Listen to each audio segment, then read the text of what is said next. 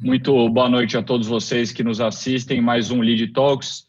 Hoje, dia 24 de junho, quarta-feira, um tema que eu acho que vem em boa hora e muita gente vai gostar bastante, ainda mais pelos cases e pelas pessoas convidados que estão conosco hoje. O tema é digitalização da comunicação, como inovar em momentos desafiadores. Os nossos convidados especiais de hoje são Sérgio Passos, ele que é cofundador e CTO da Take, Marcelo Moraes, diretor de novos negócios da Softs, e Gabriel Lima, CEO da Inext, uma empresa WPP. Quem comanda hoje o debate é Roberto Lima, membro do Comitê de Gestão do Lead, e um executivo aí que já trabalhou em diversas áreas, como Grupo Accor, Credicar, Vivo, Publicis, Natura, enfim. A lista é longa. Roberto, obrigado por estar anfitrionando aqui esse debate, e aos convidados, obrigado pela presença. A vocês que nos assistem, só relembrando aqui a nossa dinâmica do Lead Talks, nós começaremos as apresentações iniciais, começando pelo Sérgio Passos, cofundador da Take. Cada um fará uma apresentação inicial de até 10 minutos. Como eu pedi para eles antes de começar aqui a live, que contem um pouquinho sobre eles e também das suas empresas. Acho que boa parte aqui deve conhecer, mas é sempre bom contextualizar, até porque cada empresa é muito bacana na sua área de atuação. Então, peço que conte um pouquinho sobre vocês, sobre a empresa e também no tema aqui do nosso Talks de hoje. Então, só relembrando, começamos pelo Sérgio, depois o Marcelo Moraes e terminamos com o Gabriel Lima, CEO da Inext. Terminando as apresentações iniciais, nós vamos para o debate, comandado pelo Roberto Lima, onde vamos direcionar as perguntas que vocês nos encaminham. Lembro a vocês que estão nos assistindo que mande sua pergunta, é muito importante a participação de vocês, através da caixa de mensagem que tem embaixo do player, ou se estiverem assistindo pelo Lead Digital, podem mandar diretamente pelos comentários, que nós vamos pegar aqui as perguntas e direcionar aos convidados. Então, dando sequência aqui, eu vou passar ao Roberto Lima para fazer uma breve saudação e, na sequência, já damos início aí às apresentações. Roberto, boa noite, passo a palavra a você. Obrigado, Johnny. Cumprimentar você, cumprimentar o Furlan, chairman do Lead, cumprimentar também nossos amigos, o Sérgio, Marcelo e Gabriel, e agradecer pela disponibilidade deles de participar desse talk, que, como o nome diz, é uma conversa, e a gente espera que seja o mais descontraída possível, que a gente possa receber bem as perguntas dos participantes e que, com isso, o debate possa se estabelecer e que, ao final, todos nós tenhamos aprendido um pouco mais, tá bom? Então, dito isso, Johnny, acho que já podemos passar a palavra ao Sérgio, não é isso que começa? Sérgio, me parece que você terá uma apresentação, imagino que isso, a questão técnica já está resolvida. Vamos em frente, vamos tentar fazer com que cada um use os seus 10 minutos e para que sobre bastante tempo para a gente receber as perguntas dos nossos participantes. Show. Sérgio, com você, conta um pouquinho para a gente aí, já passo a palavra para você. Bem-vindo.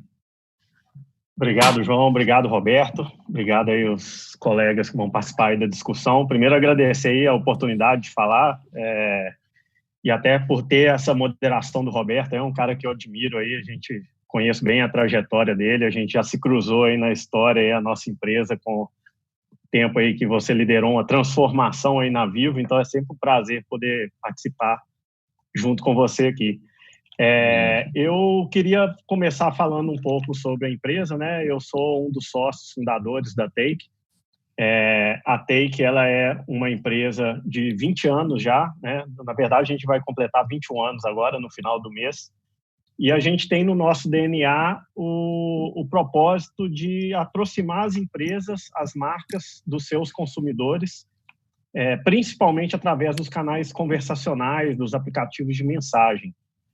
A gente tem um histórico muito grande aí de trabalhar com grandes marcas e temos o orgulho também de sermos uma das empresas fornecedoras oficiais da solução do WhatsApp para empresas, né, que é até um dos focos aí do que eu vou apresentar nessa introdução. A gente não trabalha só com o WhatsApp, né? A gente acredita, na verdade, que essa é uma mudança e uma mega tendência aí de comportamento das pessoas. O WhatsApp no Brasil é um canal muito forte, mas existem outros canais também relevantes, não só fora do Brasil, mas no Brasil também. Mas hoje o WhatsApp, até devido ao momento que a gente está passando, ele ganhou uma importância ainda maior, principalmente para as marcas, né? Eu gosto de contextualizar um pouco o porquê desse movimento estar acontecendo agora, né? E por que o momento é propício, independente de pandemia, isolamento, por que a gente já vinha acompanhando isso acontecendo dentro das empresas. E eu gosto de fazer um paralelo com a própria evolução da internet. Então, a gente acompanhou o início da internet, até a época que a Take foi fundada, a gente estava aí no auge da internet tradicional, que a gente fala, que é a internet do desktop, onde a gente usava um browser, para acessar a presença das empresas nesse mundo digital, né? Então, a primeira presença digital das empresas, ela aconteceu nessa virada da internet tradicional, onde foi preciso criar um novo ativo. Se antes os consumidores relacionavam através de lojas físicas ou por telefone, nesse mundo digital ela precisou criar um novo ativo, né, uma nova identidade, que era o website, o .com.br da marca, né? Algum tempo depois vieram os smartphones, veio a internet móvel e houve de novo a necessidade de adaptar essa presença digital. Então, muitas empresas vieram para o mundo da mobilidade através dos aplicativos móveis. Então, não só pela questão da mobilidade, mas pela questão da experiência, né? A experiência ela ficava muito melhor no celular através de um aplicativo do que só de um site adaptado para o celular. E agora a gente está vendo uma evolução dessa internet, porque a gente chama de internet conversacional, que é uma internet onde você não vai precisar mais de um desktop, você pode ou não usar o desktop, pode ou não usar o smartphone, mas a internet ela vai estar onipresente. Então, a gente vai conversar com a internet. A gente não vai acessar a internet, vai conversar com a internet. E nesse modelo onde você conversa com uma marca, um website ou um aplicativo móvel deixa de fazer sentido e a marca precisa de um novo ativo. Então, a gente criou um conceito para esse novo ativo nessa era da internet conversacional que a gente chama de contato inteligente. Então, ele assim como o website estava para a internet tradicional e o app, o aplicativo para a internet móvel, a ideia é que esse contato inteligente seja esse ativo da empresa, que represente ela no mundo conversacional, mas que traz algumas vantagens, como a possibilidade de evoluir a experiência do cliente cada vez mais rápido. É muito mais fácil melhorar a experiência das pessoas quando eu estou desenvolvendo uma conversa em tempo real com elas, do que ter que atualizar um website ou atualizar um aplicativo. Então, esse ganho de velocidade é o principal impacto desse conceito nesse mundo novo. E isso é tão importante porque a gente sabe, né, é senso comum, que a experiência hoje é o principal fator de decisão de qualquer consumidor. Mais importante do que preço, produto, na verdade, é um conjunto de coisas que a gente chama de experiência. Isso é que define a decisão nossa, né, consumidores, na hora de fazer uma compra ou optar por um serviço. E existe ainda uma diferença de percepção nessa experiência entre o que a empresa acha que entrega para o seu cliente e o que nós, como clientes, percebemos nesse relacionamento com as marcas. Essa é uma pesquisa do Facebook 2017, e eles já mostravam essa diferença. 7 a cada 10 empresas achavam que entregavam uma boa experiência e os consumidores dessas mesmas empresas, só 20% deles concordavam com isso. E a gente sabe que mais da metade deles acabavam trocando de fornecedor ou de marca por conta de uma má experiência. E quando a gente fala aí de transformação, digitalização da comunicação, a gente está falando muito dos novos canais digitais e o WhatsApp sendo aí o principal canal que vem despontando hoje como forma de relacionamento. Só que é um cenário muito mais complexo do que a maioria das marcas consegue perceber no primeiro momento, né? Então, a primeira impressão que a empresa normalmente tem quando ela decide, né, fazer esse movimento estratégico de adotar o WhatsApp como um canal de relacionamento é que ela precisa basicamente de um número, um robô que responde perguntas frequentes, né, o famoso chatbot, e uma forma de disparar notificações, mensagens para poder manter o seu cliente engajado ou manter essa comunicação de forma frequente. Mas a gente sabe que, na verdade, à medida que os projetos vão amadurecendo, a gama de ferramentas que a gente precisa é muito maior do que só isso. Eu preciso integrar atendimento humano, né, o call center tradicional com esse canal digital. É a primeira vez que a gente vai conseguir fazer isso, integrar o call center com o canal digital. Eu tenho que integrar com os sistemas internos para que a experiência seja personalizada. Eu tenho que analisar o conteúdo das mensagens para gerar insights sobre o meu consumidor e sobre o comportamento dele, a experiência dele com a marca. Então, existe uma orquestração de coisas que a gente precisa fazer para entregar essa boa experiência. E começar esse projeto é algo complexo, principalmente quando a gente fala para grandes marcas, porque, na verdade, essa experiência que a gente quer entregar, ela toca vários pontos da jornada do consumidor com a marca. Ela começa lá no pré-venda, quando ele ainda está decidindo por uma compra ou por um serviço, até a pós-venda, no processo de fidelização. E dependendo do ponto da jornada, você precisa que essa jornada também passe por várias áreas diferentes da empresa. Ela tem que passar por marketing, por vendas, por atendimento. Então, são várias áreas que têm que trabalhar de forma coordenada para que essa boa experiência seja entregue. E, normalmente, os projetos começam com parte da jornada, né? A gente tem uma metodologia para trabalhar essa evolução, e a gente fala que a experiência ela vai se tornando melhor à medida que esse tabuleiro ele vai sendo preenchido com experiências conversacionais integrando todas as áreas. Só que essa integração também é algo complexo, né? Então, e aí que a Take entra. Qual que é a experiência, né? Os 21 anos que a Take trabalha com esse modelo de conversação, a gente começou lá atrás com SMS, né? Ajudando as operadoras a criar serviços baseados em mensagens trocadas com os consumidores, até hoje, onde a gente faz isso no WhatsApp, fazemos isso no Facebook, fazemos isso em assistentes de voz, como Alexa, Google Assistant. Mas o nosso foco principal não é a tecnologia, é a experiência. Então, a nossa solução, na verdade, é uma plataforma, é uma ferramenta que ajuda a marca a fazer gestão do seu contato, o seu contato inteligente, em todos esses canais, e, ao mesmo tempo, orquestrar isso de forma a entregar uma experiência concisa, né? O Omnichannel, de um ponto de vista contrário, não é você integrar diferentes experiências num único repositório de informação do cliente. Na verdade, é você entregar ao máximo possível a mesma experiência de forma unificada em todos os canais, né? Então, a nossa plataforma ela foi criada para isso e ela é utilizada hoje por várias marcas, né? Isso era um pouco do que eu queria dar aí de introdução para a gente poder ir aquecendo. Tenho certeza aí que o Marcelo e o Gabriel têm muito aí para adicionar, né? Ótimo. Obrigado, Sérgio. E cumpriu o tempo, hein, Roberto? Cravado, hein?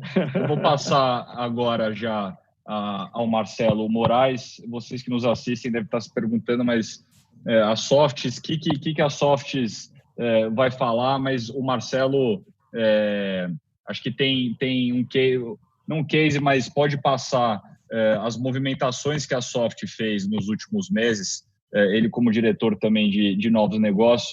O que vocês têm feito aí, acho que para se aproximar ao consumidor e a se adaptar a esse novo normal e novo momento que a gente passou e está passando? Vou passar a você, Marcelo Moraes, a palavra é sua. Legal, obrigado, João. Eu queria compartilhar uma apresentação, só para vocês terem uma ideia, que às vezes a gente falando, as pessoas não sabem o que é a Softs, né? Uma companhia que antigamente chamava Melhoramentos, que foi comprada por um grupo chileno há 10 anos, e a gente mudou o ano passado para o nome Softs, que é o nome que a gente adotou em toda a América Latina. A gente tem um faturamento de $6 bilhões na América Latina inteira, com aproximadamente 12 mil funcionários, e a gente tem desde o negócio florestal, celulose, papéis especiais e produtos para consumo, tanto para consumidor massivo, como também de professional. A gente tem um market share bastante relevante em muitos países. A gente recentemente, ano passado, se tornou líder no Brasil em papéis, com a compra da CEPAC. Então, a gente é o maior fabricante de papel do Brasil, tem 20% de market share. O segundo tem a metade disso. E participações muito relevantes no Uruguai, na Argentina, no Chile, com 60%, 70% de market share. A gente também é o segundo maior fabricante de fralda infantil da América Latina. A gente tem 129 anos de história, então a companhia é fundada em 1890, então é uma companhia bastante antiga. que foi o primeiro papel higiênico da América Latina, foi da marca Melhoramentos, e a gente vem construindo essa história de longa data. Como marcas e categorias, a gente tem papel higiênico, tem papel toalha, papel higiênico marca Elite, marca Sublime, papel toalha marca Kitchen Snack, guardanapos Elite, Kitchen Snack, lenços de papel Elite. Recentemente, a gente adquiriu máquinas de máscaras cirúrgicas. No primeiro momento, essas máscaras foram para doação, então a companhia está produzindo tanto para atender as suas fábricas, obviamente, mas a gente vai doar 3 milhões de máscaras ao mercado, aos órgãos públicos, aos hospitais, aos agentes de saúde, nas proximidades onde a gente tem planta, e tentar contribuir um pouco com esse tema de pandemia, e pós isso a gente acredita que esse mercado possa ser um mercado importante para a gente, que vai ser um uso contínuo de máscara. A gente também vem crescendo muito em outros segmentos de cuidado infantil, a gente tem fralda infantil, BabySec, com a chancela da galinha pintadinha, toalha umedecida, marca adulto completa com a marca Cotidia, absorventes femininos, Lady Soft, e a gente também entra no segmento de álcool gel com a marca Elite. A gente também é líder no segmento Professional, com a marca, antigamente era a marca Melhoramentos, agora chama Elite Professional, e a gente está presente em muitos escritórios, shoppings, hospitais, em vários locais do Brasil. Aqui rapidamente o que, só para a gente, para vocês terem uma ideia do que a gente está falando, em termos de o que a gente vem fazendo com... Só um minuto. O que a gente vem fazendo... eu sou diretor comercial responsável pela área de canal Pharma, do canal e-commerce e de celulose, ou seja, são negócios bastante distintos. Em termos de e-commerce, a gente vem... No ano passado, a gente vem primeiro se abrindo a companhia não só a ter uma distribuição regular, que é via os canais tradicionais, supermercados, cash and carry, farmácias, mas também tendo loja própria. Hoje a gente tem uma loja chamada Loja Softs, onde a gente vende todo o nosso portfólio, está aberto ao mercado. A gente começou esse projeto o ano passado, e bem no começo da pandemia, onde a gente só tinha uma venda, a princípio, para funcionários, a gente abriu ela ao mercado e está indo super bem, e a gente entende que vai ter uma nova forma de se relacionar e de comprar.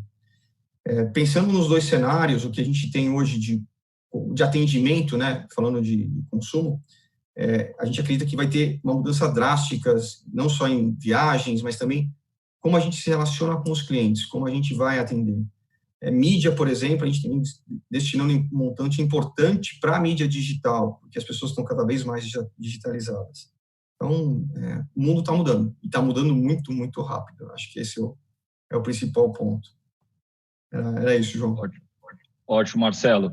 Eu já tenho algumas perguntas aí para te direcionar depois. Lógico que vou ter que perguntar do papel higiênico aí e da demanda ali no comecinho, mas a gente deixa para perguntar ali no debate. Dando sequência aqui, obrigado, Marcelo. Vou passar ao Gabriel Lima, ele que é CEO da iNext.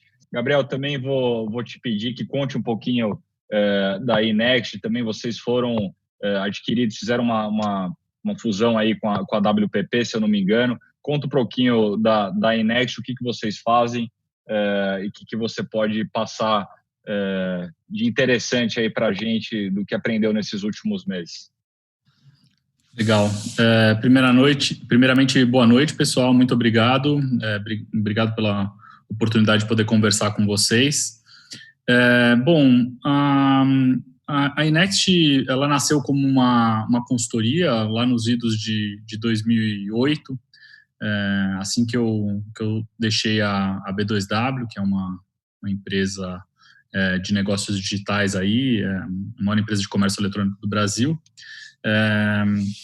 por uma oportunidade que eu enxerguei lá, que o mercado crescendo de maneira bastante acelerada, então, e muitas empresas queriam iniciar seus processos de transformação digital, né, e queriam iniciar aí a operação de comércio eletrônico, iniciar todos os processos de comunicação através desses canais digitais, com as iniciativas de marketing digital, né?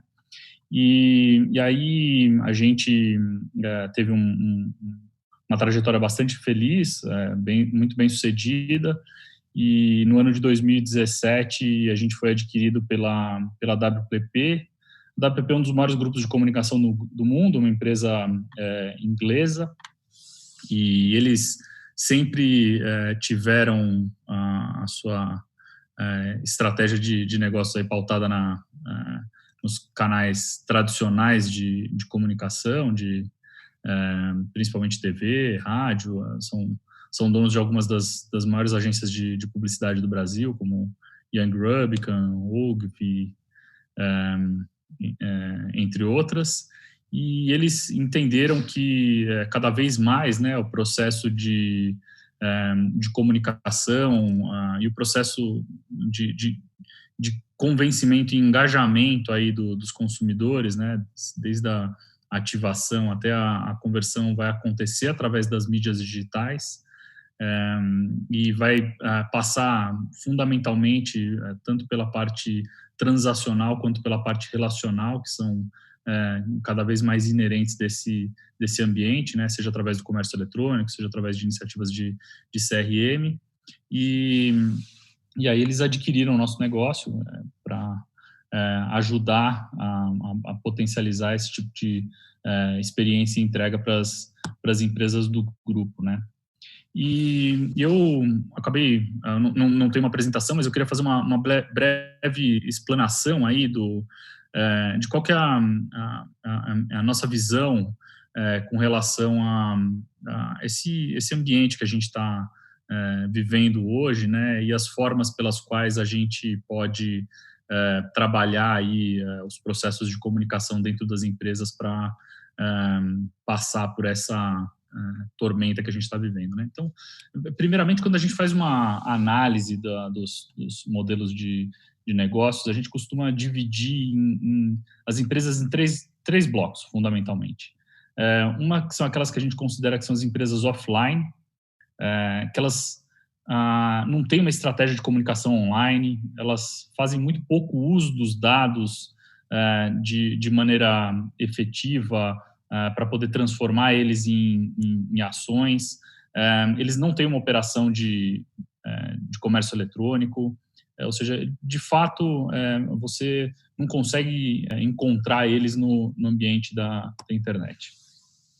Aí tem um outro bloco, né, um segundo, que são aquelas empresas que a gente vê que elas já estão em um processo de transformação digital, né? Então, elas minimamente têm uma jornada do consumidor desenvolvida, já existe um investimento em marketing digital, elas já começam a integrar os bancos de dados delas para poder ativar da maneira como deve ser ativado. Então, elas já entendem que as audiências delas hoje se conversam com o ambiente digital, e elas têm uma operação de comércio eletrônico que já representa uma parcela, ou já representava uma parcela do faturamento, algo entre 5%, 10%, 12%.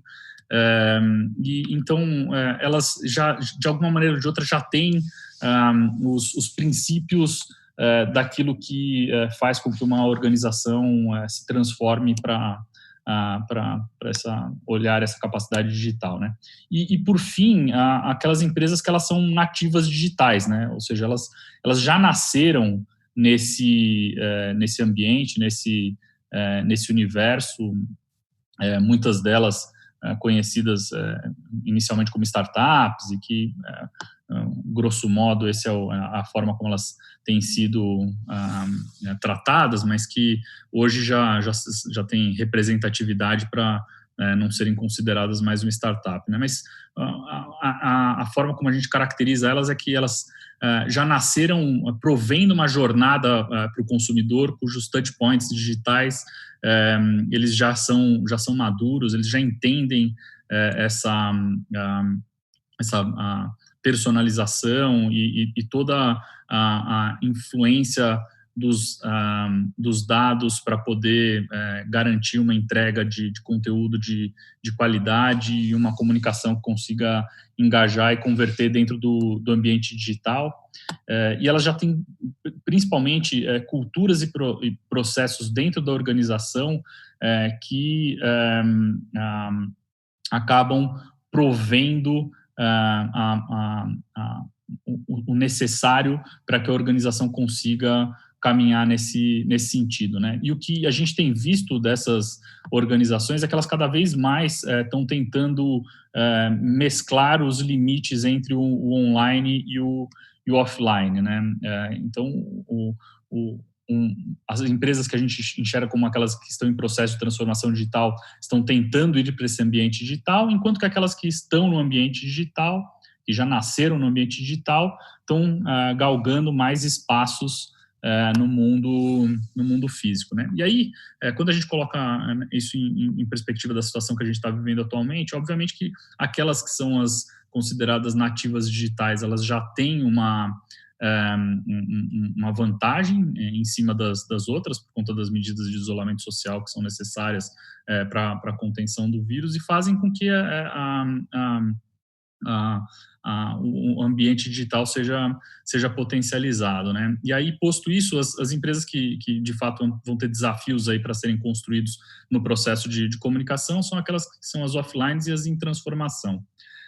O Sérgio até mencionou um negócio que eu achei muito interessante, que essas empresas que elas estão no processo de transformação digital, um dos principais pontos que elas vão precisar trabalhar para poder construir é o orquestramento das ferramentas para poder entregar o conteúdo adequado para os usuários. E aí eu enxergo que tem dois aspectos, né? O primeiro deles é que, obviamente, você precisa ter algumas competências técnicas para poder fazer isso acontecer, e um segundo aspecto é que você precisa ter a cultura e os processos dentro da empresa e da organização para poder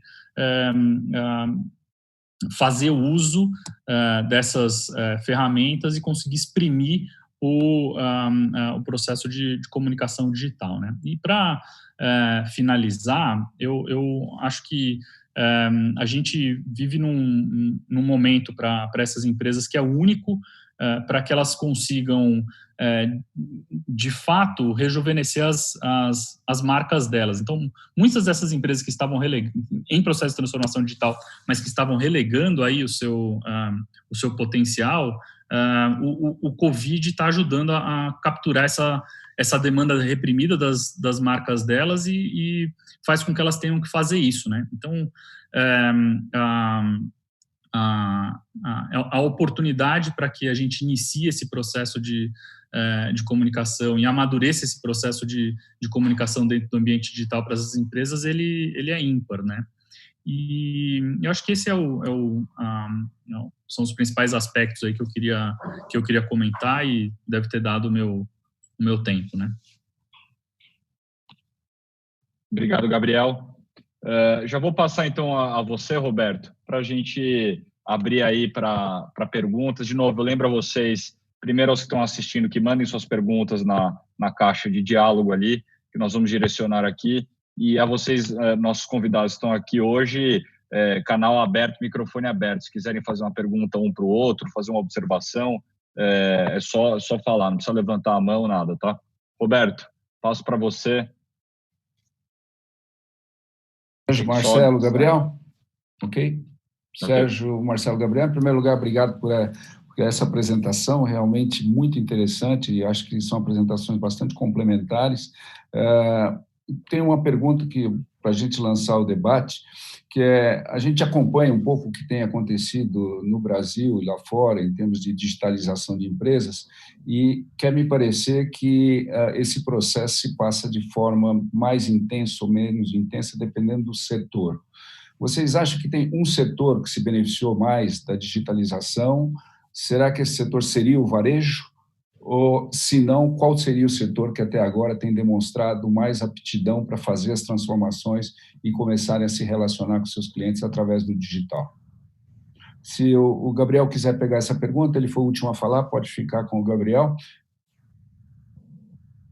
Legal. De fato, eu acho assim, no final, não tem um setor que vai se beneficiar ou não, porque eu acho que a economia como um todo vai sofrer muito, né, durante esse processo, né? Mas com certeza o varejo aplicando o e-commerce como canal tem um potencial benefício. Então, no início do ano, as projeções que a gente fazia com relação ao crescimento do comércio eletrônico foram todas jogadas no lixo, né? Porque o crescimento que aconteceu foi significativo. A gente tem clientes dentro do nosso portfólio que chegaram a crescer 400% year over year, né? E aí, quando você coloca isso em perspectiva, se eu mantiver essa mesma razão de receita e resultado dentro da minha operação de comércio eletrônico, eu posso eventualmente repensar o meu modelo de negócio, né? E aí isso eu acho que vai fazer com que algumas empresas acabem mudando algumas de suas estratégias, mas acho que fechando a resposta aí para a pergunta, sim, o varejo ele tende a ter um potencial positivo, mas eu acho que o explorar a marca dentro do ambiente digital independe do setor, né? Acho que todos os setores podem se beneficiar nesse sentido. Deveria ser assim, né? Pois não? Não, desculpa. Eu ia falar que acho que o Sérgio também pode complementar, e acho que o Marcelo depois, como a digitalização ajuda no caso dele, né? Ele que está na venda aí direta. Que é um B2B, e agora para o B2C, né? Eu tenho... Você quer falar primeiro, Roberto? Pode falar. Não, era exatamente passar a linha. Na verdade, eu acredito que todos os setores podem se beneficiar, tem alguns que se sentem mais perto desse processo de digitalização, outros que acham, talvez não tem muito a ver com o meu negócio, mas no fim vão descobrir que tem também. O importante é onde é que está esse gatilho, né, para fazer com que todos possam entender que digitalização não é prerrogativa de um ou outro setor, é alguma coisa que todos nós teremos que estar envolvidos, né? Sim, mas eu te passo a palavra, Sérgio, rápido, vamos lá. Alguns acontecem mais rápido, outros mais lentamente, né? Então, concordo com o que o Gabriel falou, né? A questão do varejo, o e-commerce, eu acho que já vem acontecendo há muito tempo. Um setor assim que a gente acompanha, que é um dos que a gente mais atende hoje, é o setor financeiro. Então, a gente vê que transformação digital do setor financeiro é um negócio que já faz parte do DNA também. Então, até o sistema bancário brasileiro é muito evoluído e isso ajuda muito, né? Mas eu tenho, até como provocação também, tem alguns setores que eles estão promovendo a transformação, mas não necessariamente pelas empresas que estão na liderança do setor, mas elas estão sendo desafiadas, né? Eu vejo isso acontecendo muito no setor de entretenimento. Então, muitas novas empresas aparecendo, porque elas já nascem digitais e as tradicionais estão tendo que se reinventar, e não necessariamente na mesma velocidade. E na nossa área, especificamente, o setor de call center, que está sendo completamente transformado. E eu não sei nem se transformado, mas está sendo reinventado mesmo, porque os incumbentes não estão conseguindo se reposicionar na velocidade que as empresas estão demandando. E algumas áreas que não têm, eu acho, tanto esse problema de serem substituídos e tal, mas que acaba, por regulamentação, sendo um pouco mais lento, que é área de saúde, área de governo também, que a gente vê que estão sofrendo transformações, mas como são muito regulamentadas, isso acaba acontecendo de forma mais lenta. Mas a gente tem casos muito interessantes com o setor de saúde, principalmente nessa parte de digitalização de comunicação também, muito relacionado a atendimento, né? Então, eu acho que a gente consegue dividir nesses três grupos, né? Um setor onde os incumbentes são beneficiados, outro onde eles estão sendo desafiados, e outros que o ritmo é um pouco mais lento, mas acaba acontecendo também. Muito bom. Marcelo, você quer complementar? Então, se a gente olhar um pouco de história, né? Na verdade, os bancos já vêm digitalizando muito rápido nos últimos anos e eu não me lembro a última vez que eu pisei numa agência. E se a gente parar para olhar um pouquinho para o lado, tem um banco hoje chamado Nubank que não tem nenhuma agência. Ou seja, os bancos brasileiros têm cada vez mais se digitalizado e muito rápido. Quando a gente olha para o varejo, no negócio de varejo ainda, a gente tem um negócio chamado Bricks and Clicks, que são os clientes que têm lojas offline, que vendem também online. Ainda a venda do online é muito pouco representativa no negócio. E na outra mão, a gente vê os pure players, como Amazon, Magazine Luiza, Via Varejo, andando e crescendo muito rápido. Alguém falou de crescimento de 400%, a gente cresce no e-commerce esse ano, year to date, até maio, 1.500% a venda no e-commerce. E a gente tem uma expectativa de, esse ano, multiplicar ainda algumas vezes esse crescimento.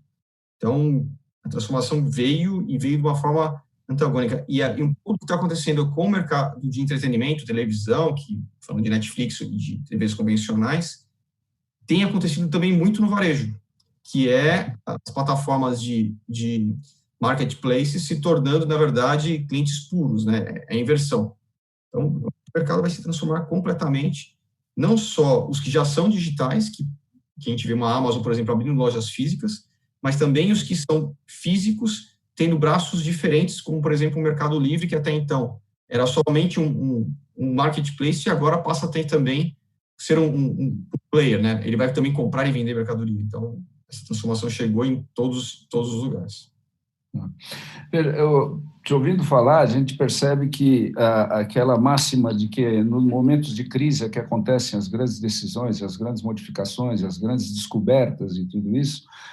Vocês acreditam que o momento que nós estamos passando agora, que é uma crise que provocou uma série de mudanças de hábitos, e dos hábitos que nós estamos falando, de consumo, de comunicação, de convivência e tudo isso, vocês acham que isso fica no pós-pandemia ou alguns hábitos vão voltar a ser aqueles que eles eram?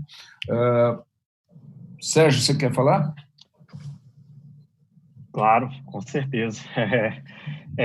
Eu acredito que vai ser um misto das coisas, mas que, na verdade, o que a gente viu hoje é uma mudança de patamar na adoção de algumas tecnologias, né? Então, eu costumo dar o exemplo da minha mãe. A minha mãe, ela morria de medo de acessar banco digital, ela não comprava nada na internet porque ela tinha medo de colocar cartão de crédito em qualquer site que fosse. E ela foi obrigada a testar isso, né? E agora que ela experimentou isso, ela não volta mais. Agora que ela pede comida no iFood, acessa o banco no celular, ela não quer saber mais de ligar para ninguém, acessar. Eu falo muito do nosso caso de uso, principalmente, né? Uma vez que ela conseguiu agendar uma consulta médica pelo WhatsApp, nunca mais ela pega o telefone para ligar, né? Então, eu acho que houve uma mudança de patamar. A gente sabe que tem pessoas que são mais adeptas do old school aí, né, que preferem ir do telefone, preferem um contato mais analógico, mas eu acho que isso aconteceu não só com consumidores, mas isso aconteceu com empresas também. A gente viu muito projeto que ou estava engavetado ou estava em ritmo de cruzeiro, né, começar a acelerar assim como a gente nunca viu. O projeto de 6 meses acontecer em 1 mês. Então, eu acho que é uma mudança que, pessoal, todo mundo fala o novo normal. Eu não gosto muito de falar o novo normal, porque eu acho que nunca existiu o normal, né? A gente está sempre evoluindo. Mas eu acredito que a maior parte dos comportamentos, eles não voltam, não. Acho que vieram para ficar, porque, na verdade, eram coisas que a gente já imaginava que ia acontecer, só que no prazo de 2, 3 anos, aconteceram em 2, 3 meses, né? Essa é a nossa expectativa. O Marcelo, você concorda? Eu concordo. Eu acho que vai ter um misto, porque as pessoas têm o saudosismo. Hoje, ir ao supermercado quase que virou um programa, como era virou um passeio ir ao supermercado. E quando você começa a receber as coisas em casa, fazendo os pedidos pela internet, muda completamente. Eu acho que a gente vai sair da pandemia muito, muito diferente do que a gente entrou e com muitos paradigmas quebrados. Muitas companhias que não acreditavam no sistema de home office, em escritórios enormes, hoje começam a repensar todo esse modelo, porque estão vendo que as pessoas estando em casa, em home office, conseguem produzir até mais do que não estando no escritório. Então, vai mudar e vai mudar drástico. Inclusive, se você parar para pensar em investimentos, alguns negócios vão deixar de existir e outros vão surgir e crescer absolutamente rápido. Muito bom. Eu, olhando para o que a gente está experimentando hoje, a gente vê que algumas empresas se adaptaram muito rápido, as redes de telecomunicação estão aí permitindo que todo mundo tenha uma conexão onde estiver, a hora que estiver, e, portanto, os números que vocês apresentaram são impressionantes, crescimentos de 400%, crescimentos de 1.500%, quer dizer, tem uma dinâmica muito forte nesse mercado. Quer parecer que a questão tecnológica é um pré-requisito, a empresa tem que ter uma boa equipe de tecnologia para poder nascer, se ela for uma pure play, como foi dito, se for uma empresa que nasce já no mundo da internet, ou se ela quiser fazer a transformação, ela tem que ter pessoas dessa área, né? A minha percepção disso, já estou bastante velho, aliás, comecei minha vida lá nos anos de 1975 na área de tecnologia, quando a gente ainda chamava de processamento de dados, né? E o que eu percebo é que as dificuldades técnicas, o fazer, nem sempre é o mais difícil ou aquilo que atrasa os cronogramas. Quer me parecer que o processo adquire uma lentidão pela questão da tomada de decisão, ou seja, na empresa, num determinado momento, poder dizer vamos para frente com esse projeto, com essa ambição e que seja transformacional.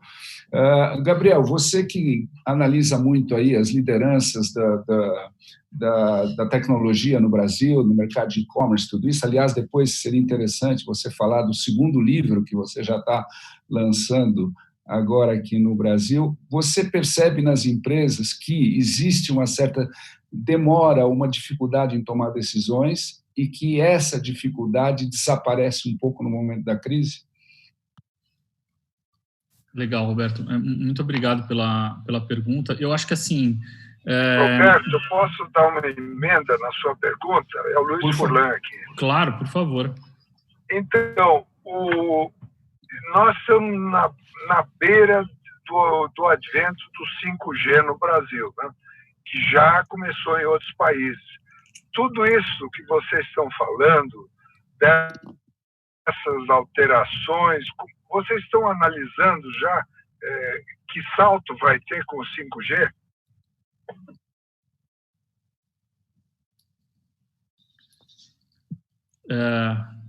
Se vocês me permitirem, eu posso começar. Luiz, obrigado também pela consideração e de fato, eu acho que essa nova função que a gente vai ter aí com o 5G vai possibilitar que esses processos sejam acelerados ainda mais, né? Mas eu acho que a gente precisa analisar que esse é um dos fatores, né? Eu acho que por uma relação causal aí de aceleração dos processos de digitalização, eu colocaria 3. A adoção do 5G, com certeza, que vai facilitar, mas tem um outro fator também que foi mencionado pelo Sérgio e que eu acho que é cada vez mais latente, que está associado à digitalização das pessoas e mudança do comportamento através da digitalização das pessoas. Que isso é tão importante quanto o 5G. Então, se a gente pegar a Caixa Econômica, eles recentemente falaram que dos 40 milhões de pessoas que se cadastraram para poder receber o auxílio, quase 20 milhões ou 20 e poucos milhões não tinham uma conta no banco. Então, eu estou acelerando o processo de bancarização. E mais, eu estou acelerando o processo de bancarização através do banco digital, porque as contas que foram abertas foram contas digitais. Aí eu acho que o Marcelo mencionou da questão do Nubank também e da quebra de paradigma que está acontecendo dentro desse segmento. De fato, essas pessoas, elas iniciaram a bancarização delas pelo banco digital. Então, todas as interações que elas vão começar a ter daqui para frente, obviamente que não necessariamente vai ser para todo mundo, mas uma parcela significativa disso, eu acredito que continue a ter esse tipo de relacionamento, vai ser através do canal digital, então isso também vai acelerar o processo de digitalização, né? Então, a aplicação das ferramentas, das funcionalidades do 5G para aceleração do processo, um maior número de pessoas com acesso à digitalização e tendo que fazer o uso da digitalização vai acelerar isso daí. E, por fim, eu acho que entra na parte das organizações. E as organizações, elas se pautam, né,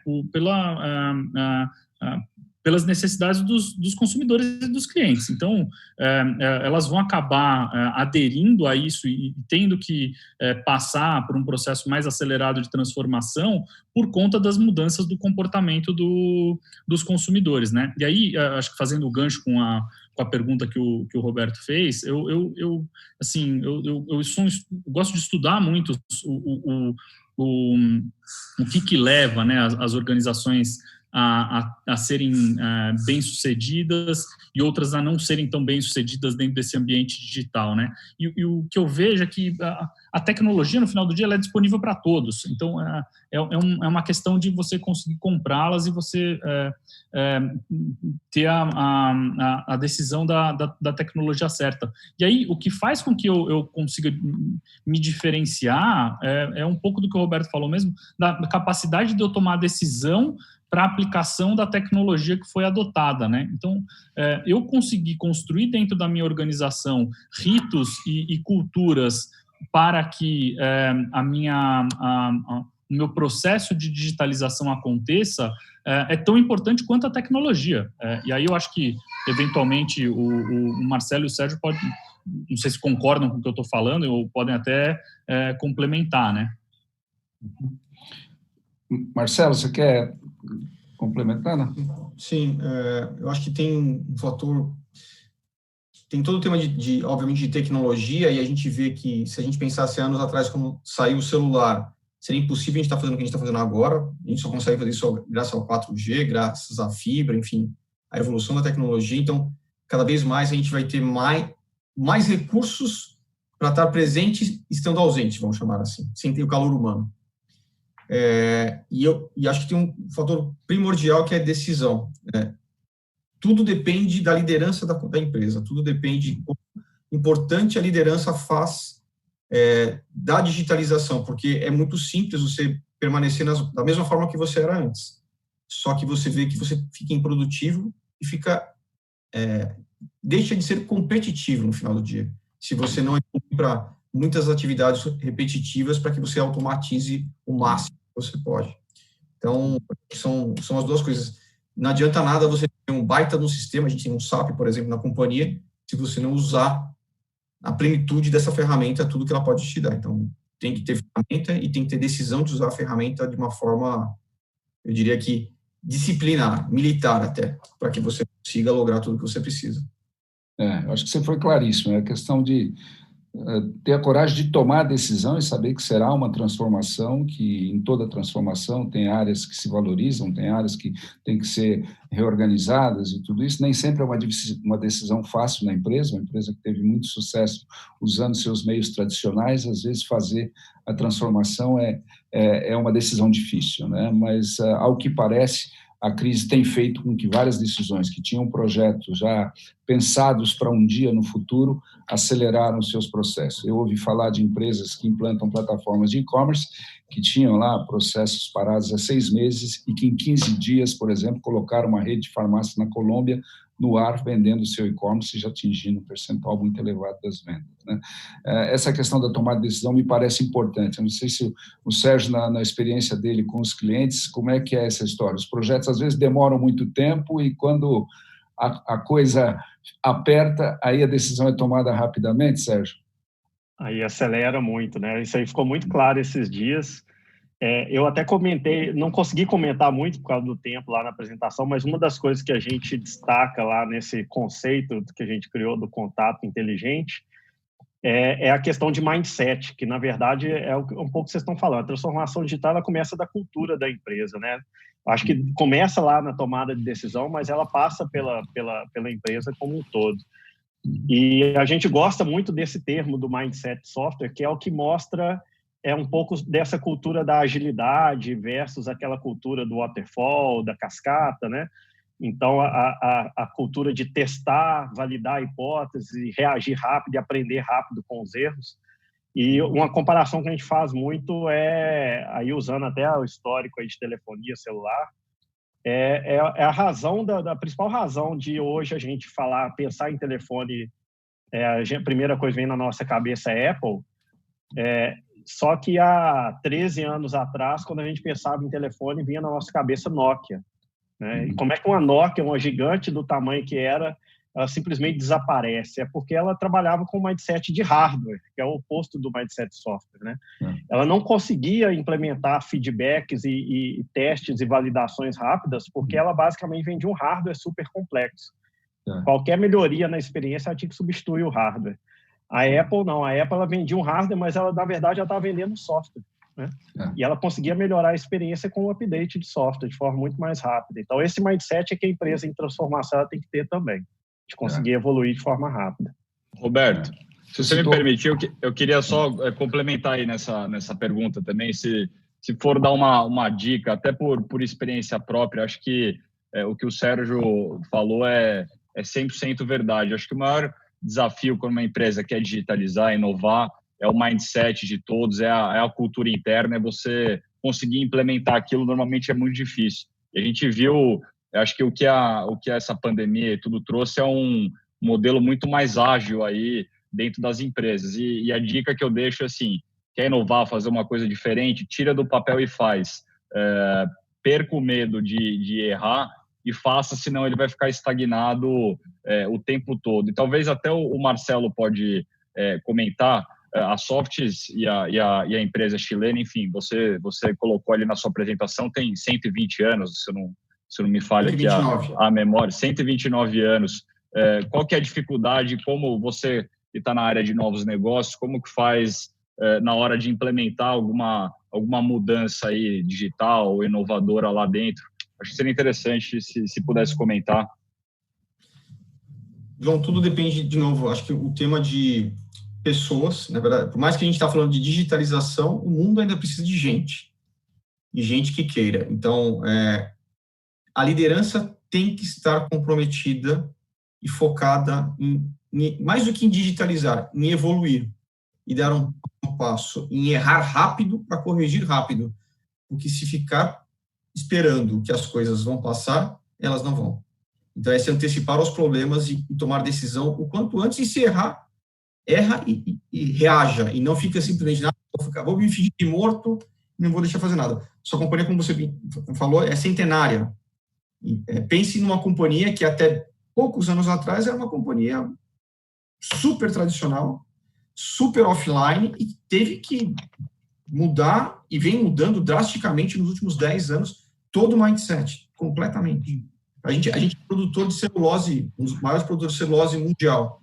Tem plantas no Chile, no Brasil, e é um processo extremamente fabril. Então, pense em uma companhia que é fabril, pensar no momento de tecnologia, de inovação, é outro mindset. Então, a liderança faz a total diferença em querer, em fazer. Aí, se eu puder dar um pitaco, já do outro lado, de ter que tomar decisões, e o que é fantástico desse novo mundo é a possibilidade de você prototipar, ou de você testar, né? Você acredita em alguma coisa, você não precisa virar a empresa toda, você pega, eu vou testar num grupo de 100 clientes, 200 clientes, eu vou testar numa região, faz aquilo funcionar, se não funcionar, volta para a prancheta, e o dia que aquilo funcionar, você pode escalar, né? Essa é uma maneira de facilitar muito a tomada de decisão, reduzindo o orçamento inicial e só fazer um investimento maior quando você já testou e sabe que aquilo funciona. Não sei se vocês concordam com isso. Olha quem está falando conhece de tomar decisão, viu? O Roberto tem uma trajetória aí que já liderou as maiores empresas do país, então é alguém que entende de decisão, né? Não, Johnny, se eu puder dizer um pouco sobre isso, é que toda hora, quando você lidera algumas empresas, todo mundo surge com uma boa ideia, né? Então, a melhor coisa é dizer, você acredita na sua ideia? Acredito. Quanto vai custar? É assim, tá bom, então testa, mas não testa para 100% da empresa, porque pode ter um risco muito grande envolvido nisso, mas testa num ambiente controlável, numa pequena região, num processo ou com um grupo de clientes, né? Não sei se o Gabriel quer falar alguma coisa sobre isso, se algum de vocês... Eu tenho um comentário, posso... Tem um conceito que a gente gosta muito de falar, que é o conceito do antifrágil. Não sei se vocês estão familiarizados, mas é uma ideia de que, na verdade, você tem que ter uma estrutura organizacional que ela vai ser não tolerante a erro, né, que seria o frágil, não suscetível a erro, né, que seria o frágil, também não é ser tolerante a erro. Na verdade, é o contrário do frágil, quer dizer que ela se fortalece à medida que ela erra. E uma das recomendações da pessoa que criou esse conceito é exatamente que você tem esse cenário que você falou, Roberto, de várias apostas pequenas e, de preferência, que você possa colocar essas apostas para competirem entre si. Que a ideia é a mesma de um organismo, à medida que você tem um vírus, alguma coisa externa no seu organismo, as células mais fracas vão morrendo e as células mais fortes vão ficando e geram lá os anticorpos, né? Então, a ideia é mais ou menos essa, que à medida que você faz várias apostas, de preferência com o mesmo objetivo, aquelas que forem bem-sucedidas, elas vão vencer, e você, como organismo, ganha, mas as iniciativas que forem mais fracas, elas vão perdendo. E tem muito a ver com essa questão da mentalidade ágil também, né? Então, acho que a melhor solução de decisão é essa de você distribuir o risco, né? E é o que os investidores normalmente fazem com as startups, né? Aposta pequena em várias startups, porque uma delas que consiga ter sucesso, ela vai suplantar o investimento de todas as outras juntas, né? Só queria voltar um pouco para o assunto da comunicação, e se a gente voltar 2 décadas atrás, a comunicação... Oi, Furlan. Me dá uma chancezinha que eu estou em trânsito. Eu estava ouvindo aí a história de Nokia e depois de Apple, né? Então, você e eu, que somos já usuários antigos de telefonia, para não falar outra coisa, né? Nós vimos em determinados momentos que o último grito da moda era um StarTAC, daquele que você abria, né? A tampinha. Tá cortando, tá falhando agora, Furlan. Tudo. A minha... Furlan, eu acho que é mais fácil você mandar uma pergunta para mim ou para o Roberto. Não, se vocês já pensaram, qual será um dos smartphones que já viraram... Agora deu ou não? Não deu? Não, cortou, não dá para ouvir? Cortou um pouco, mas acho que deu para pegar um pouco, Furlan. Se você preferir, manda para mim ou para o Roberto no WhatsApp que a gente lê aqui a pergunta, porque picotou bastante. Qual será o sucessor do smartphone? Ok. A pergunta. Tá bom. Quem se arrisca? Quem tem coragem, quem se arrisca? Olha, está um pouco na minha área. Então, assim, tem uma frase que é super famosa. É difícil fazer previsão até sobre o passado atualmente, né? Mas, na verdade, assim, eu não acho que vai ter um sucessor do smartphone. Eu acho que ele vai continuar evoluindo, vai continuar sendo uma peça essencial na nossa vida, mas eu acredito que, na verdade, a gente vai começar a interagir com essas... Foi um pouco do que eu falei na introdução, né? A gente vai começar a interagir com a internet, né? No final das contas, tudo está na internet, com interfaces que não são visuais. Então, é a tal da internet ubíqua que o pessoal fala, presente em qualquer lugar. A gente está falando de IoT, né? Você conversar com a geladeira, conversar com a TV. Então, eu acho que vão ser tecnologias novas que vão aparecer, que vão complementar o smartphone, mas eu acho, sinceramente, pelo menos nos próximos anos, aí, difícil conseguir pensar alguma coisa que vá substituir. Talvez um telefone algo que evolua, né? Cada vez mais integrado com você, né, Sérgio? Hoje até saiu a notícia do óculos da Apple, que eles devem lançar em 21 ou 22, que vem aí para complementar. Então, acho que os acessórios que integram junto com o seu telefone cada vez mais integrados com você, né?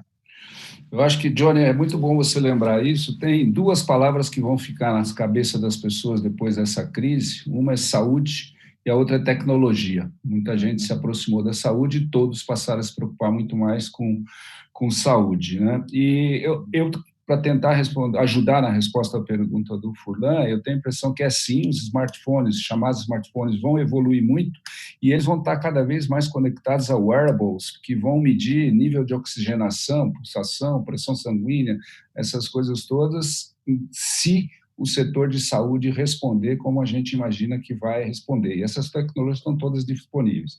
Agora, eu queria fazer uma volta atrás na questão da comunicação, e que anteriormente era uma comunicação que a gente chamava above the line, onde as empresas mandavam uma única mensagem através das mídias de massa, né?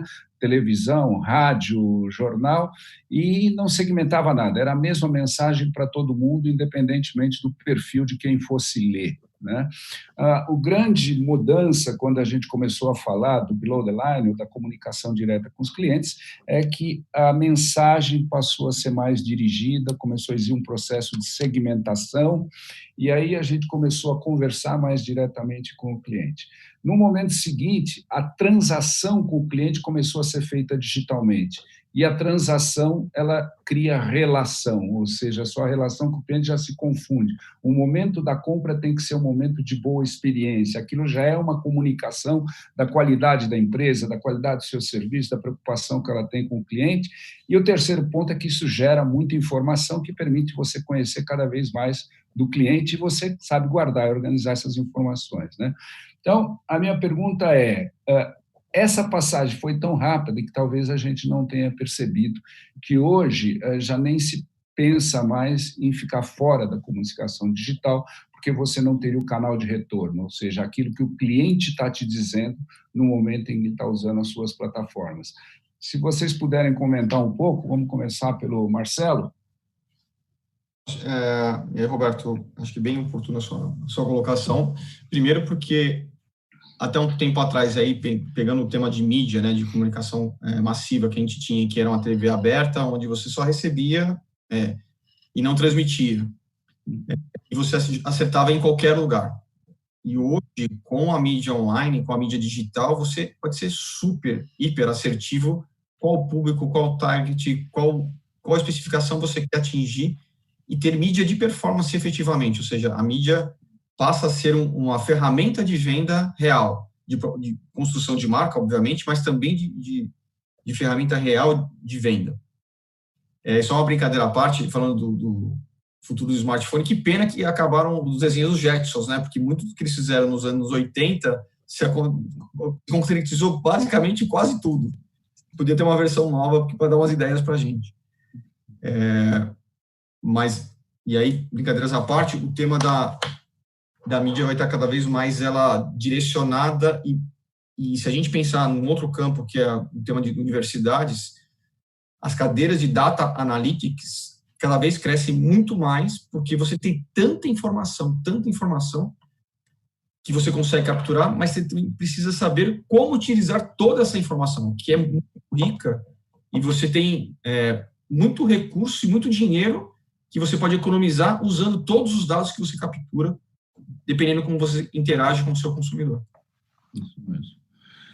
Tem aqui Roberto, uma pergunta. Oi, tem uma pergunta. Só lembrando que a gente está caminhando aqui para o final já são 19 horas. Queria que, se você pudesse, tem duas perguntas que eu recebi aqui, acho que você vai direcioná-las agora, depois já caminhar, acho que para as colocações finais aí de todos, para a gente ir caminhando para esse encerramento. Bom, eu sinto que agora que estava ficando bom. Então, eu deixo na sua mão. Se a gente quiser, se você quiser estender até as 19h10, 19h15, tá autorizado aí, Roberto. Depende dos nossos convidados. Se eles também estiverem dispostos, a gente estica um pouco mais. Então, mas nós temos uma pergunta aqui do William Rosecamp, da organização Cubas, e ele pergunta: o varejo tradicional, o varejo de rua, tem data de validade? A pandemia acelerou essa transformação no método de comprar? E a experiência de tocar no produto ainda é um item importante no processo de compra? O caso em que o usuário vai à lógica física, verifica o produto e finaliza a compra no meio digital. Muitas empresas têm dificuldade de realizar a análise desses dados, né? Não sei se... Sérgio, eu estou vendo você balançar a cabeça, talvez você queira se manifestar? Não, na verdade, eu estou concordando aqui do ponto de vista de consumidor. Uhum. Eu acho, na verdade, isso é um dos grandes desafios, eu acho que é conseguir fazer esse tracking aí do offline para o online, né? Porque, no final das contas, quando a gente está falando de principalmente de comércio, a gente está pensando sempre em retorno de investimento, campanhas, publicidade, a gente quer conseguir medir, né, o quanto que isso está sendo eficiente. E hoje a experiência ela ainda é muito quebrada do online para o offline. Eu acho que tem muitas tecnologias que estão vindo para ajudar nisso, então a gente sabe que tecnologias de presença, né, até a própria tecnologia que o governo está usando para perceber se as pessoas estão ficando em casa ou se elas estão saindo, né? Isso em algum momento ela poderia ajudar nisso, só que a gente tem questões de privacidade que a gente ainda tem que conseguir superar para isso chegar de forma segura para as empresas e de garantir que isso vai ser utilizado em benefício nosso e não contra a gente, né? Mas eu acho que eu não sou a melhor pessoa para responder. Talvez o Gabriel e o Marcelo sejam as melhores pessoas aí. Acho que o Gabriel que já ajudou muita empresa aí a se digitalizar e o Marcelo que trabalha aí na venda, né? Então, acho que dá para complementar. Eu tô há quase 20 anos aí nesse mercado e essa pergunta ela é recorrente, né? Pô, será que o e-commerce, o digital vai acabar com a loja física? E eu categoricamente falo que não vai. Pode ser que mude, mas acabar não vai. Eu acho assim, existem dois aspectos. Você tem um primeiro aspecto que é tudo aquilo que reduz fricção, com certeza tende a ser eliminado, né? Acho que o Marcelo comentou, pô, eu tô indo no supermercado por prazer e por diversão. Cara, eu nunca mais quero ir no supermercado na minha vida. Eu ganhei algumas horas por semana, e quando eu coloco isso em ano, dá alguns dias, e eu vou usar esses dias para poder passar com a minha filha, para poder ler livro, fazer as coisas que eu gosto. Então, daqui para frente, eu só compro o supermercado pela internet. Mas, por outro lado, existem algumas coisas que você mesmo mencionou relacionadas a prazer e diversão, e quando você pensar, né, nessa estrutura de supermercados e outras redes de varejo, elas vão precisar, para poder gerar valor e de fato se colocar como uma opção viável, entregar uma experiência que seja significativa para o consumidor ali na ponta. Ou seja, quando eu quiser me dirigir, quando eu quiser pegar meu carro e passar 3 horas no trânsito de São Paulo para poder ir para algum lugar, esse lugar que eu for, ele vai precisar ser incrível. Mas eu tenho certeza que as empresas, o mercado é eficiente, né? Então, as empresas elas vão criar coisas bacanas para poder fazer com que a gente vá lá. Então, eu acho que esse é um aspecto, né? Não vai deixar de existir e vai ser eficiente. E aí, eu acho que o segundo ponto que eu queria falar, só para poder complementar, né? O maior ativo que as empresas têm hoje com o processo de digitalização e o que elas mais precisam entender é o banco de dados dela. Quando a gente puxa para o universo da comunicação, a gente chama isso de audiência, né? As audiências das empresas. Esse é o principal ativo que as empresas precisam construir, porque isso que elas compravam de mídia antes, e o Roberto colocou lá, hoje, depois que você passa pela fase transacional, você entra na fase relacional e você tem informação desse teu consumidor. Esse é o ativo. Essa audiência que você tem, essa informação que você tem desse consumidor, você pode utilizar isso daí para poder, quando você quiser comprar um novo consumidor, ativar um novo consumidor, usar essa informação, assim como você tem uma capacidade de conhecimento de quem é o teu consumidor inimaginável há 10, 15 anos atrás. Você precisava fazer uma pesquisa de mercado. O Roberto deve saber isso. Quando você precisava saber quem era teu consumidor, você contratava uma agência para poder fazer a pesquisa, pagava uma fortuna, fazer aquela salinha lá com um monte de gente reunida, algumas pessoas falando um monte de bobagem. E, assim, hoje, a informação que você tem te dá exatamente quem que eu estou consumindo. Não é perfil demográfico, sociográfico, nada. É de fato quem que ele é. Então, esse ativo é extremamente significativo, é o maior poder que você pode ter para poder se relacionar do ponto de vista de comunicação, e que eu acho que as empresas têm que adotar e têm que entender, né? Então, essa é a minha conclusão aí. Muito bom. Ainda sobre essa questão do colecionamento de dados, quando a gente olha um pouco para trás, uma década e meia atrás, a gente vê que as grandes tendências de tecnologia foram, né, a mobilidade, as pessoas podendo se conectar a qualquer hora onde estivesse, a formação das redes sociais foi um grande evento na área digital, e também o processamento em nuvem, que fez com que as empresas não tivessem mais limitação de processamento e armazenamento dos seus dados, ficou muito mais barato todo mundo tratar uma grande quantidade de dados. O que parece é que para as próximas décadas vem aí algumas tendências que já estão acontecendo. Um é o blockchain, que inicialmente foi usado para as moedas, mas poderá ser usado para contratos, para negociações, para sistemas cartoriais, para e-governance. Então, tem muitas aplicações e a gente acredita que isso vai acelerar. A segunda grande tendência é a internet das coisas, incluindo aí o ser humano e é a conexão entre máquinas, mas também levando em consideração os seres vivos.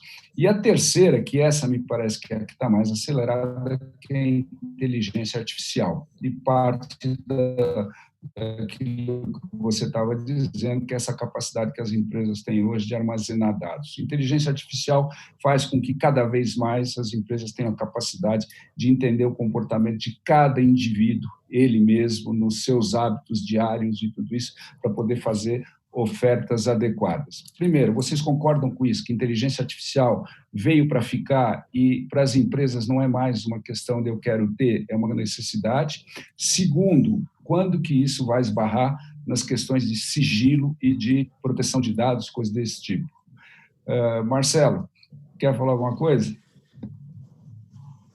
Com certeza a inteligência artificial veio para ficar, só acho que tem uma linha tênue, e um pouco do que o Gabriel falou, eu tinha um antigo dono de uma indústria, que a empresa que eu trabalhava comprou, tinha uma frase que eu achava que era ótima, que é sentimento, pensamento, comportamento. Né? Então, se você tem um sentimento bom por aquele serviço, por aquela loja, ou qualquer coisa que você tenha, você tem um pensamento que é recorrente e isso gera um comportamento. Então,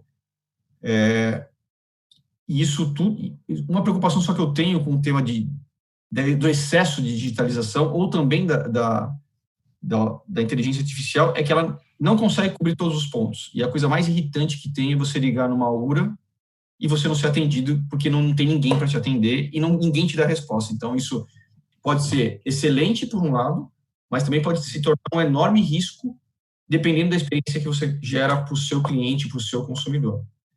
Então, acho que sim, a inteligência artificial vem para ficar, mas ela tem que ser usada com bastante critério para não se desumanizar de uma vez por todas e aí você acabar, em vez de ganhar, perder. Ok. Sérgio, quer falar alguma coisa? Quero. Isso é o core do nosso propósito hoje, tem muito a ver com o que a gente faz, né? O que a gente acredita? Eu gosto de dar um exemplo que eu acho que fica bem claro para todo mundo, porque que a gente acha que essa digitalização da comunicação vai ser algo essencial para as empresas, né? Hoje, se eu largar meu celular aqui desbloqueado com o WhatsApp aberto, qualquer pessoa consegue pegar meu WhatsApp, olhar meu histórico de conversa com a minha esposa, ver o que a gente falou nos últimos dias. Ele vai entender perfeitamente como é que é o meu relacionamento com ela, qual que é a forma que eu falo com ela, qual que é a forma que ela me responde. E essa pessoa vai conseguir, sem sombra de dúvida, continuar o diálogo com a minha esposa sem ela perceber que não sou eu, dado a quantidade de informação que tem nesse diálogo nosso, né? Tanto que muitas fraudes que acontecem em WhatsApp, elas acontecem por isso, porque as pessoas conseguem continuar uma conversa e o outro lado não percebe. E o que a gente acredita é exatamente isso. Por que a digitalização ela é tão importante? Porque a partir do momento que você passa por esse processo, você começa a acumular informação sobre o seu consumidor, né? Então, isso que o Marcelo falou é muito legal, a questão do sentimento, pensamento, comportamento, são informações que, para você conseguir analisar do ponto individual, ela é praticamente impossível de ser feito sem o uso de uma tecnologia como a inteligência artificial. Então, ela hoje viabiliza isso, né? Você tem abundância de dados, você tem abundância, como você falou, de poder computacional, e você tem os algoritmos de inteligência artificial que conseguem tirar a informação disso. Então, a gente acredita que isso é essencial para a empresa conseguir entregar uma melhor experiência. A nossa expectativa como consumidor a partir do momento que eu mando uma mensagem ou que eu interajo com uma empresa, qualquer coisa sinal que eu mande para ela vai melhorar a minha experiência. Então, quando eu vou no supermercado, por exemplo, aqui do lado de casa, e a pessoa que está no caixa pergunta se eu senti falta de algum produto, Quando eu falo que senti falta de algum produto, a minha expectativa é que na semana que vem esse produto esteja disponível para mim. Eu espero que a empresa reaja a esse feedback.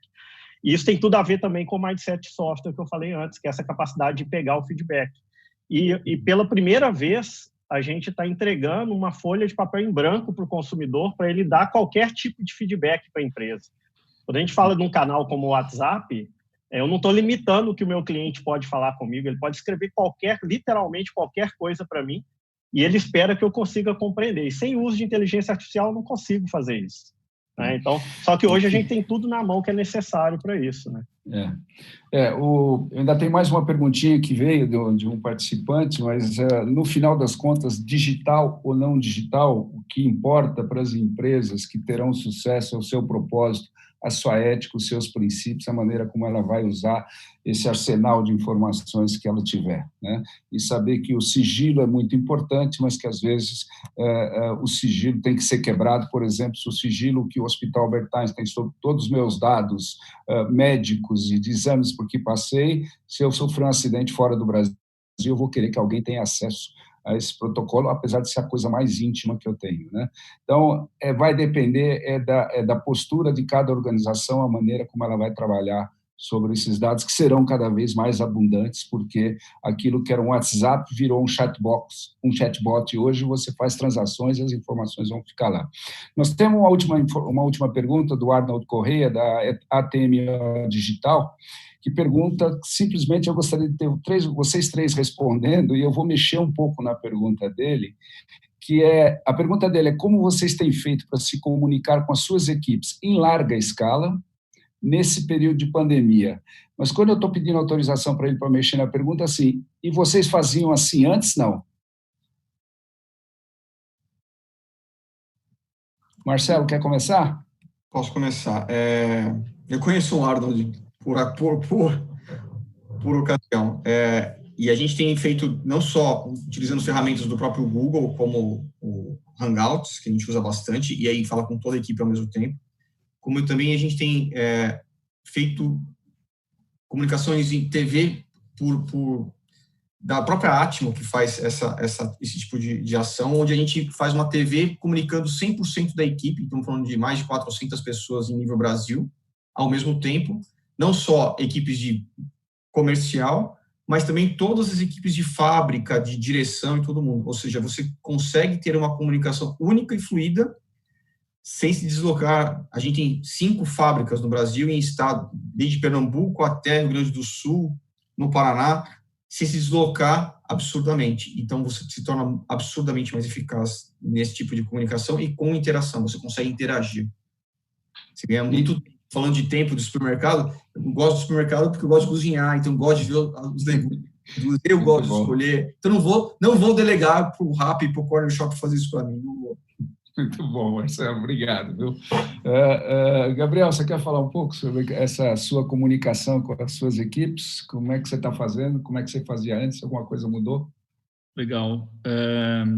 Por incrível que pareça, a gente é uma empresa que nasceu para poder fazer negócios digitais, e a gente tinha mais de 200 pessoas no mesmo escritório até o dia 16 de março.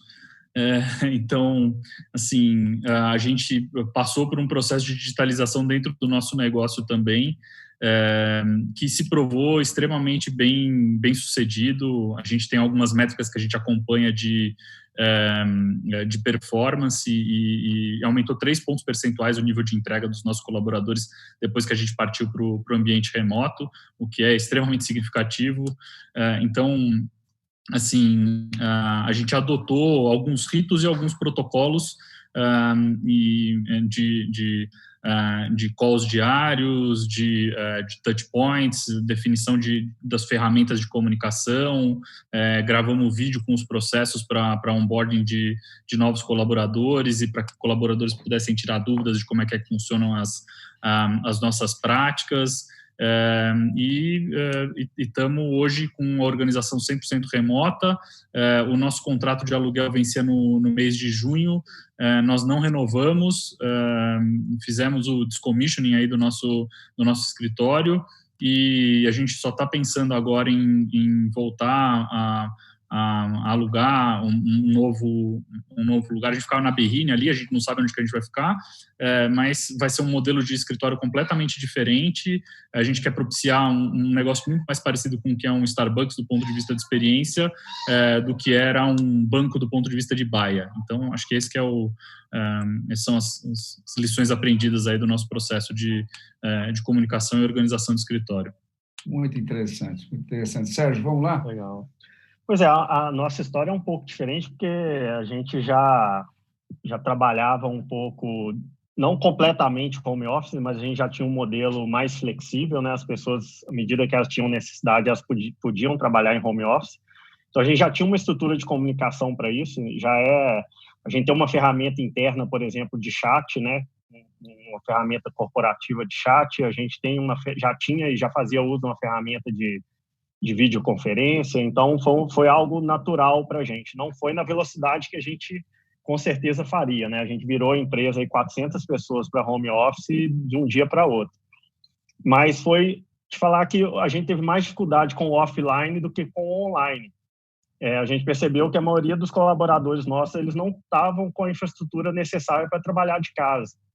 Então, a gente precisou, por exemplo, fazer uma logística de entrega de mesa, cadeira, monitor para a turma, porque tinha gente trabalhando, às vezes, no sofá de casa, trabalhando na mesa de jantar junto com a esposa e o filho, né?